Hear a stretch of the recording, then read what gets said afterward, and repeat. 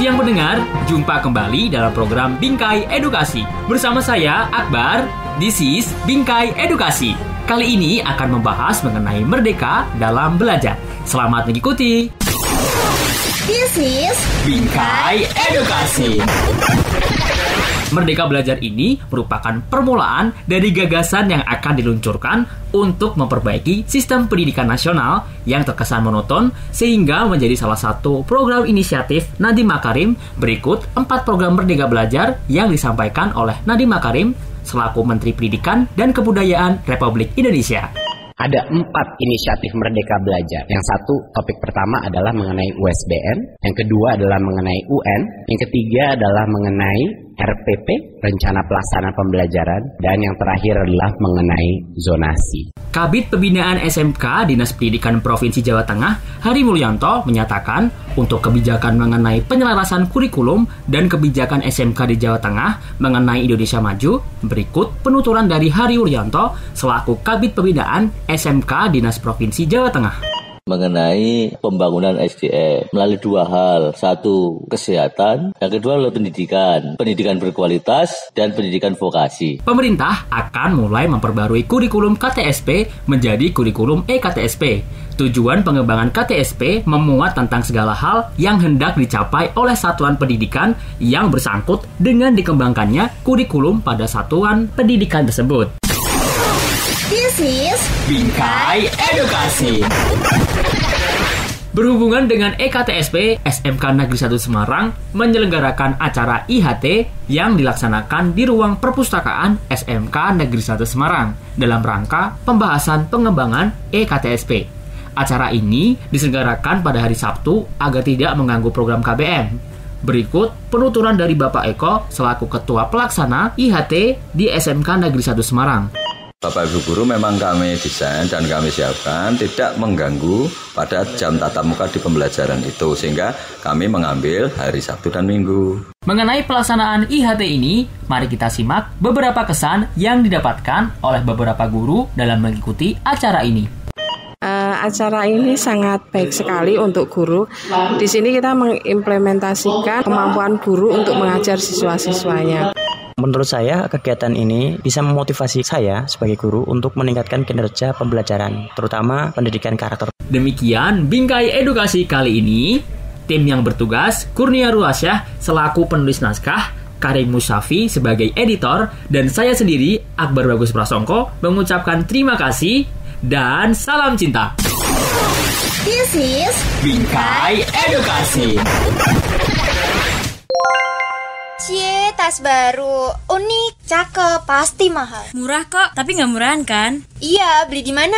Buat sendirilah dari bungkus bekas. Bagus kan? Keren banget. Aku mau. Ayo kita daur ulang, diolah menjadi uang, agar hidup kita nyaman. Ayo kita daur ulang. Wah, miniatur kamu banyak banget. Bagus lagi. Kamu beli di mana sih? Ini daur ulang dari kaleng bekas. Wah, keren banget, bro. Agar hidup kita nyaman, ayo kita daur ulang. Sampah dapat didaur ulang menjadi barang yang bagus serta bermanfaat. Ciptakan lingkungan bersih dan nyaman dengan mendaur ulang sampah, kreatif dan ekonomis. Iklan layanan masyarakat ini dipersembahkan 107.4 Semaksa FM, radionya pelajar.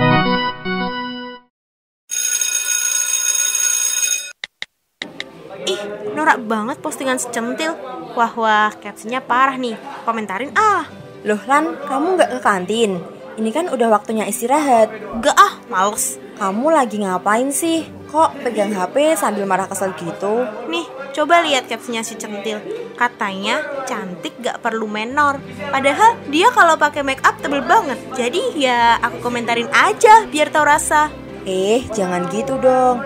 Itu sama aja kamu ngebully si dia tahu. Menurut Undang-Undang ITE, pencemaran nama baik, perbuatan tidak menyenangkan dapat ditindaklanjuti dengan hukuman penjara paling lama 4 tahun dan denda 700 juta rupiah. Gimana? Masih berani ngebully di media sosial? Gunakanlah media sosialmu dengan bijak.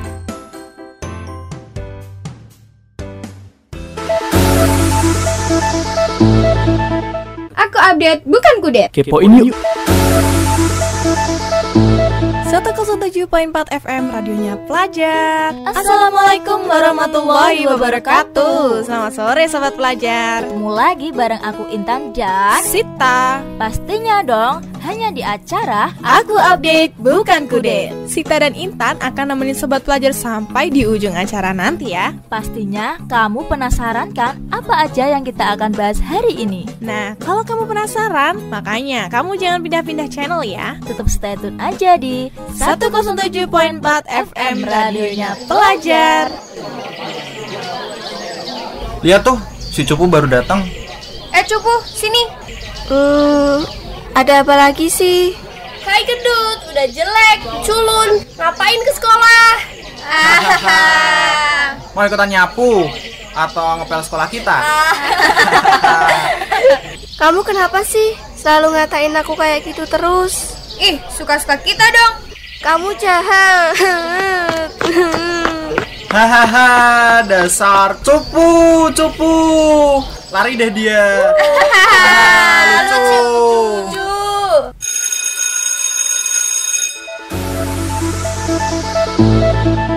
Aku update bukan kudet. Kepoin yuk.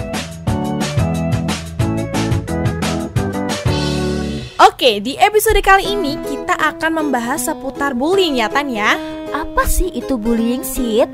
Bullying itu suatu tindakan atau perilaku yang dilakukan dengan cara menyakiti dalam bentuk fisik, verbal, atau emosional psikologis oleh seseorang atau kelompok orang yang merasa lebih kuat kepada korban. Bisa aja si korban itu lebih lemah fisik, ekonomi, ataupun mental. Oh, jadi bullying itu bisa fisik, verbal, dan emosional ya? Bener banget tuh. Bullying secara verbal. Jadi bullying secara verbal itu dilakukan melalui ucapan secara langsung. Contohnya, mengatakan seseorang dengan ejekan gendut, hitam, jerawatan, cupu, dan kata-kata lain yang membuat sakit hati. Oh, bullying itu juga bisa dari omongan ya? Bener tuh Tan. Dan yang kedua yaitu adalah bullying secara fisik. Nah, gimana tuh? Jadi, bullying secara fisik itu adalah bullying yang dilakukan dengan tindakan, misalnya menampar, menonjok, memukul, melukai diri seseorang.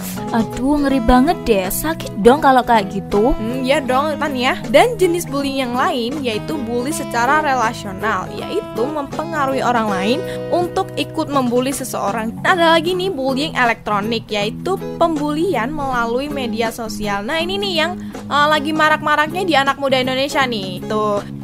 Gimana ya perasaan orang yang dibully? Nah kalau gitu, yuk kita dengerin Vox Pop yang satu ini. Perasaan saya waktu dibully itu, saya bingung saya mau gimana biar saya itu nggak dibully lagi nanti. Tapi kalau saya berontak, pasti saya akan lebih bully lagi. Kalau saya sih nggak pernah dibully ya Mbak ya, soalnya kan saya sendiri kan punya banyak teman. Nah mungkin salah satu faktor itu yang membuat saya nggak pernah dibully. Aku update bukan kudet. Kepoin yuk.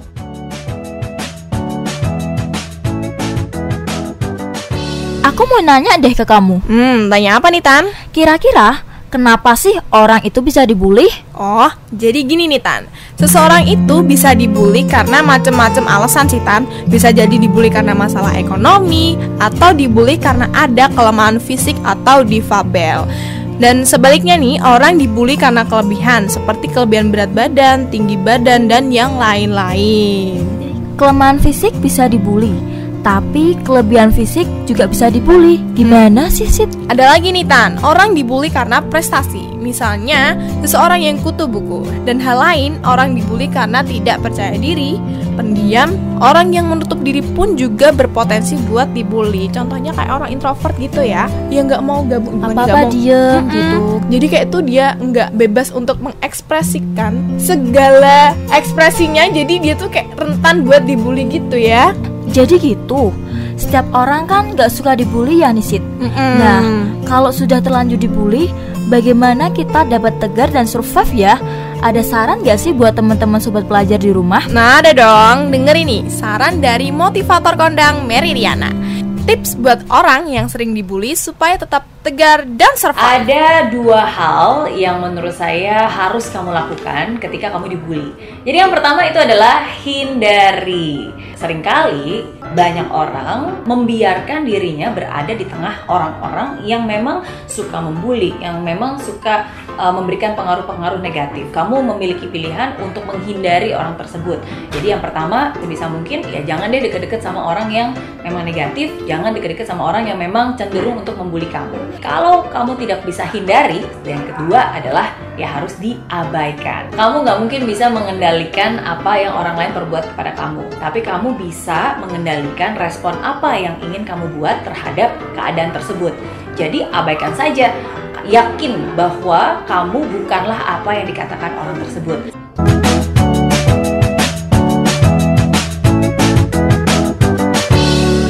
Gitu, Tan.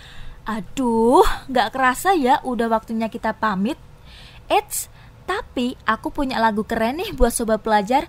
Yuk kita dengerin. Saat yang lemah sendiri, kau datang menghampiri, mengganggu dan menakuti, tak arah hati nurani. Apa yang kau inginkan? Cuma cari musuh dan perhatian, gak ada kerjaan. Oh bisanya cuma ngisengin doang, mempermainkan orang, buatmu tersenyum-senyum, menghina dan mencela, buatmu tertawa puas, perilaku tak terpuji, pasti kau akan menyesal nanti. Jangan suka menyakiti. Akhirnya, time to say goodbye. Intan dan Sita pamit. Ketemu lagi besok. Tetap stay tune ya di 107.4 FM radionya Pelajar.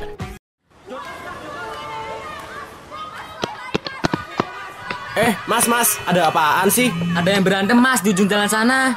Lihat tuh Van, kepo nih. Yuk. Astagfirullah, sampai babak belur gitu Van. Kasian ya. Ih, ngeri. Kok nggak ada yang ngelerai sih?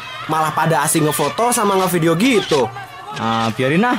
Aku mau foto juga, terus aku upload biar jadi viral. Kamu juga, kok tega sih? Manusia kok nggak punya hati? Udahlah, aku telepon polisi aja.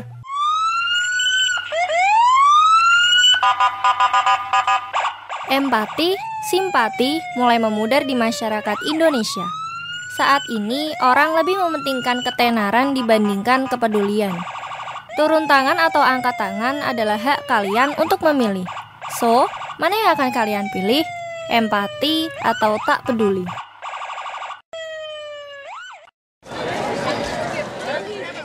Hey Ron, I wanna tell you something. Kenapa sih ribut banget? Look at this comment in my Instagram. Masa aku dikata-katain sok Inggris sok bule sama netizen? Nggak terima aku. Ya elah, netizen mah nggak salah, emang kamunya aja yang lebay. What? Lebay? Kok kamu malah belain netizen sih daripada temenmu sendiri? Tapi kan gak gitu juga kali, kamu asli Indonesia. Harusnya bangga dong sama bahasa sendiri. Kamu harus bisa ngerubah gaya bicara kamu yang sok Inggris itu dan terapin bahasa Indonesia dalam keseharianmu. Oke, I try. Ups, keceplosan. Walau ngerubahnya agak susah. Bahasa Indonesia tak hanya dipakai dalam negeri aja. Nyatanya banyak loh negara yang mengajarkan bahasa Indonesia. Makanya, kita sebagai generasi muda harus bangga menggunakan bahasa Indonesia. Bahasa Indonesia, pemersatu bangsa.